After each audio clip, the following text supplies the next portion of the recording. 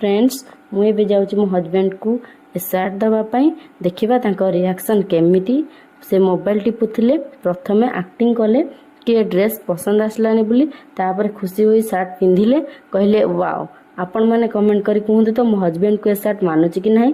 तापर संध्यारे से अनाथ आश्रम जाइए सेठिकार थिबा पिलामानंग सह जन्मदिवस पालन करते। प्रायतः यही अनाथ आश्रम जन्मदिवस पालन केते वर्ष है होउछि। सतरे मते बहुत खुशी लगिला तांकर एही गुणटी। कुनी कुनी पिला ओठरे हस देखि समस्ते खुशी होइतिले। तापर से घर को फेरथिले तांको पई पूरी और काबुल चना तरकारी बनैथिली। खाली सेतिकी नुह मो रणा भाई आउ समर भाई को मध्य डका जाइतिला। तांको उपस्थिति रे ए सब कार्यरत होई पारतिला। धन्यवाद दुई भाई।